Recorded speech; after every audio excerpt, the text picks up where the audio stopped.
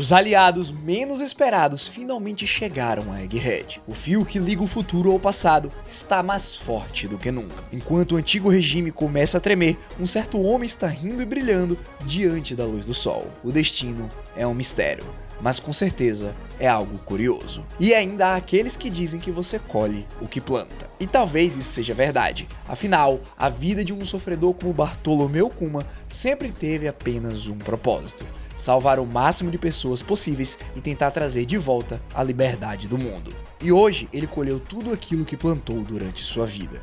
Suas orações foram atendidas e graças a ele, o mundo está prestes a mudar para sempre. Mais uma vez. Durante o capítulo 1106, 3 coisas me chamaram muito a atenção, e são coisas que com certeza vão fazer o seu coração bater muito mais forte, porque o impacto que isso terá no futuro será muito grande. O capítulo se inicia exatamente de onde ele parou, no meio do Booster Call, quando de repente alguém apareceu para salvar o Chapéu de Palha. Ou será mesmo que não é uma força inimiga, o Barba Negra sequestrando todas aquelas pessoas inocentes para negociar com o Vegapunk? É isso que nós vamos descobrir. Mas o mais interessante de tudo é que comentamos no capítulo passado o perigo que o Luffy representava para aqueles marinheiros que não sabiam de nada que estava acontecendo. Depois de estar com a sua pança bem cheia, ele simplesmente suga o ar e digere toda aquela comida em frações de segundos. A reação dos marinheiros não poderia ser diferente, porque foi a mesma do que eu tive quando eu vi ele e o Kid fazendo isso durante o ano. Como é possível que ele tenha digerido essa comida de maneira tão rápida como se não fosse nada? Realmente, nem parece que ele é humano. Quando os marinheiros então estavam esperando que ele baixasse a sua guarda para poder botar as algemas de Kairosek nele, óbvio que a gente só vê aquele sorrisinho e a sua aparência mudando, que é o seu despertar. O Gear 5, a forma de Nika, irá voltar. Que pena para esses Randoms, eles estão no meio de um Booster Call, não conseguem nem mesmo ficar de pé enquanto toda a ilha é destruída e ainda tentam colocar uma algema em um Yonkou. Não faço ideia do que se passa pela sua cabeça, mas possivelmente é melhor tentar fazer isso do que morrer pelas mãos do Saturn. E falando nele, nós vamos ser levados para a próxima cena, a cena que faz o nosso coração doer, que temos o grupo da Atlas caindo do céu enquanto vários pacifistas estão mirando o laser neles. Aparentemente seria o fim da família querida. Adeus Kuma e adeus Bonnie. É isso que muitos aqui imaginavam. Óbvio que não, né? Alguém teria que aparecer para salvar. Quem é que será? O herói Sanji? Salvador das ladies? Obviamente que não. Olha só que incrível. Essa cena foi uma das que marcou o meu coração para valer. Enquanto o Ancião Saturn dá a ordem para os pacifistas atirarem em todos que estão caindo do céu, misteriosamente o Vegapunk grita para Atlas dizer a verdade para Bonnie. Em um primeiro momento a gente não consegue ouvir a verdade por trás dessa conversa, mas o resultado é inesperado. Bonnie grita lá de cima, dizendo para o seu pai não atirar neles, e sim para ajudá-los a fugir na ilha com vida e em segurança. Assim como eu ouvi nada, aparentemente os marinheiros também não tiveram essa oportunidade, afinal tá tendo muitas explosões na ilha, mas isso não importa, porque os pacifistas ouviram a ordem dada pela sua superior. E então, graças a um milagre, os robôs se viram contra a marinha e começam a destruir todos os navios e os soldados. Parece que o jogo virou, não é mesmo? Nós conseguimos ver a imagem de todos os marinheiros desesperados enquanto seus navios são afundados. Então surge a pergunta que provavelmente está abalando a todos nós.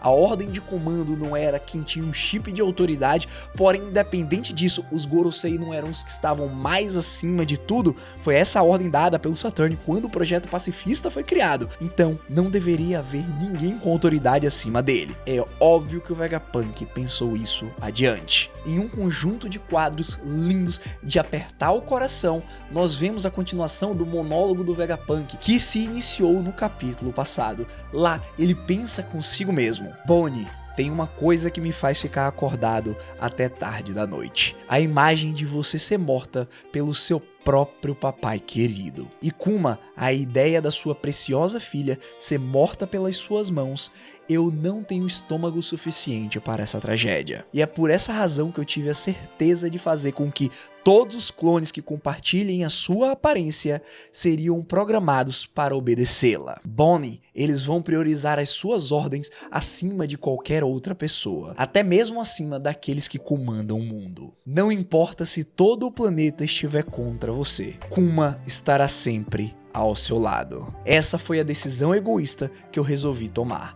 e eu sabia que esse segredo haveria consequências. Ao fim desse monólogo, não teve como eu não me emocionar nas primeiras 3 vezes que eu li esse capítulo, em uma sequência de cenas maravilhosas, enquanto a imagem do Kuma com a sua filha passavam pela memória do cientista, e é claro, os pacifistas se virando contra todos, menos contra a pequena criança. E no final ainda, quando ele falou que haveria consequências, temos o Gorosei Saturn perfurando ele pelas costas. Possivelmente até aqui ninguém imaginava que a pessoa que se sacrificaria para salvar essa pequenina fosse o Vegapunk. No início de Egghead, eu costumo falar, todos imaginávamos que esse cientista vivia apenas pelo seu experimento e tinha a moral duvidosa. Contudo, à medida que o tempo foi passando e nós fomos conhecendo a história de amizade que ele construiu com Kuma, nós não poderíamos estar menos chocados. Vegapunk abriu mão da sua própria vida para ter certeza que aqueles dois pudessem compartilhar pelo menos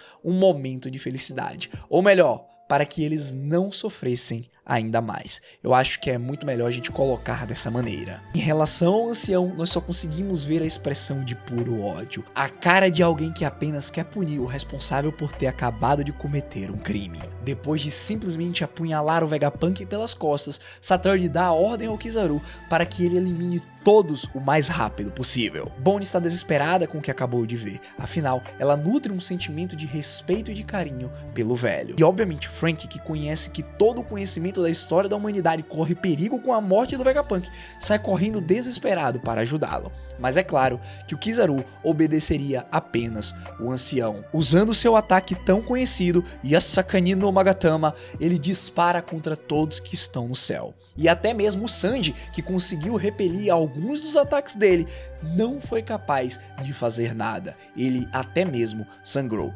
Em relação ao Frank, não precisamos dizer mais nada, ele apenas perdeu a sua consciência rapidamente. Porém, quando Kuma e Bonnie estavam prestes a serem cortados no meio pela lâmina da luz do almirante, nós ouvimos uma risada. E um punho de borracha representando a liberdade acerta o Kizaru no meio da sua boca e faz ele sair voando mais uma vez. Depois de ter se alimentado bastante, ter digerido sua comida e derrotado aqueles Randalls, Luffy está de volta ao campo de batalha na sua forma Gear 5, surpreendendo até mesmo a Bonnie, porque essa sua forma é a forma da liberdade. E então nós ouvimos o Luffy falando a sua famosa frase enquanto está transformado: vamos se divertir. Ao mesmo tempo que ele volta ao combate e acerta o Kizaru, ele transforma todo o chão em borracha para amortecer a queda de todos aqueles que estavam caindo. Mesmo o Sanji ferido, ele se levanta e se prepara para poder ajudar a todos. E então na sequência, nós vemos a segunda cena que eu mencionei para vocês, que impactou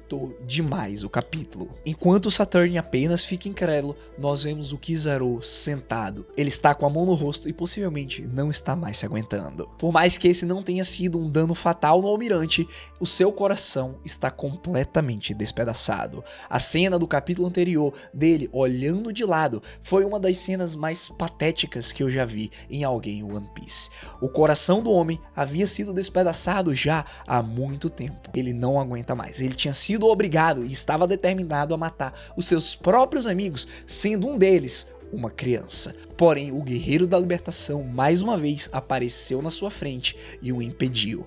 E lembramos daquela cena dele junto de Kuma, Bonnie, Vegapunk e Sentomaru, dançando aos sons dos tambores da libertação. Ele, Kizaru, ou melhor, Botsarino, possivelmente não tem mais a mínima condição de lutar. Seguindo, nós temos uma coisa muito mais importante acontecendo. Afinal, acredito que vocês se lembrem que o Vegapunk foi apunhalado pelas costas e está sangrando muito.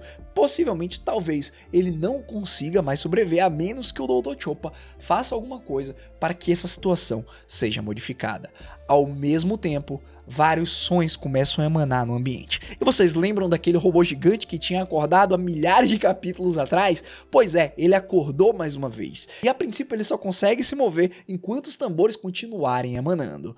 E então temos a revelação, porque Bonnie reconhece os sons dos tambores da libertação, e é nesse momento que Vegapunk revela para ela a verdade sobre o mundo. Que aquele menino é a pessoa esperada. Obviamente, Bonnie não tinha sido capaz de ligar os pontos, e até mesmo Vegapunk precisou ver para crer. O Chapéu de Palha, o jovem garoto que chamou a atenção do Kuma, é o deus do sol, Nika. Em um lindo painel onde a gente vê a Bonnie de costas, olhando para o céu, Luffy está brincando, emanando os sons dos tambores da libertação, enquanto ri, transmitindo a liberdade para o mundo. E ao mesmo tempo nós temos a continuação da segunda cena impactante.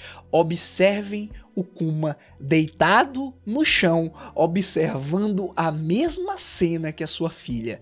No momento do reencontro dos dois, pai e filha podem ver o despertar do guerreiro da libertação, aquele que as pessoas massacradas do mundo estão esperando há centenas de anos. Basicamente, alguns de vocês já perceberam, o sonho de Kuma foi realizado. Não só a sua filha está salvo, longe das doenças e curada e muito bem alimentada, digamos assim, como eles juntos puderam ver os sons dos tambores sendo emanados, não por qualquer um, não é uma mímica nem nada, mas sim pelo verdadeiro guerreiro da libertação que está aos céus brincando na sua frente. Essa cena em específico aqui me arrepia cada vez que eu volto para ler esse quadro.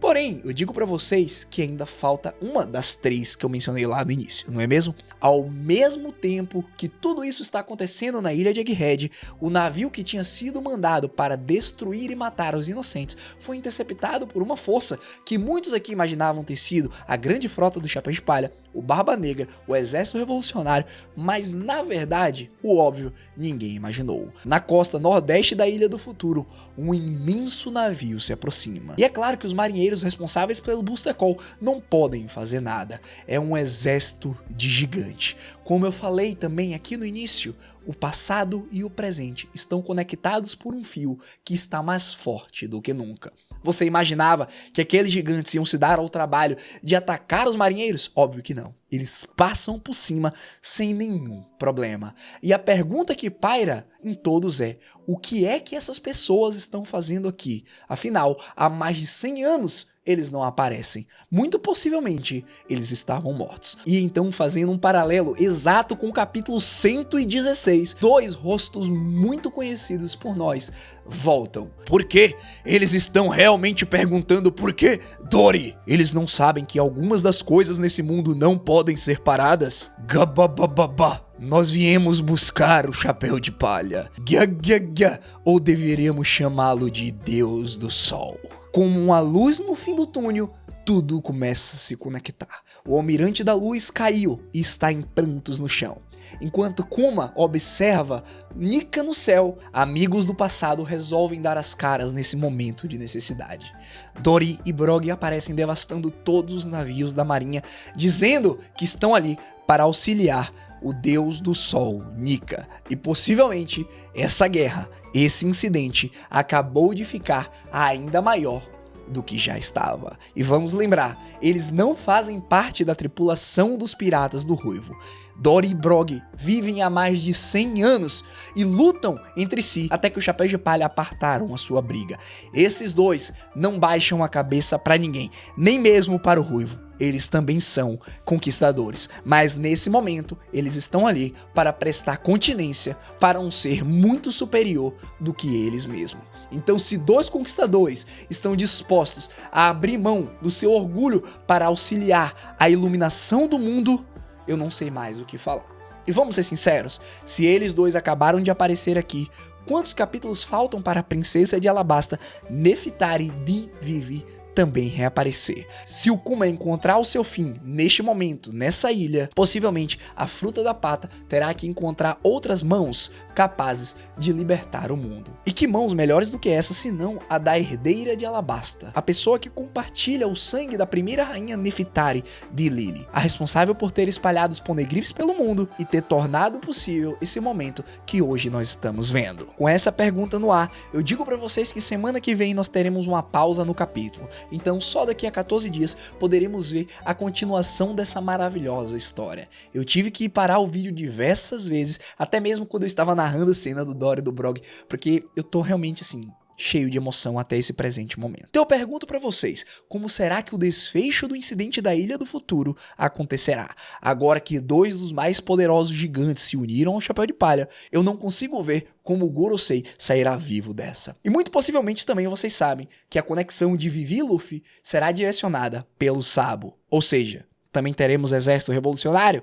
Não sei, mas estou muito ansioso para ver o desenrolar dessa história e o fim desse grandioso arco, que pra mim, até agora, tá sendo o melhor. E pra vocês? Comenta aí embaixo também e nos vemos num próximo vídeo. Muito obrigado a todos que chegaram até aqui, foi um prazer narrar esse capítulo. Não esquece de se inscrever e deixar um like. Até a próxima e eu fui!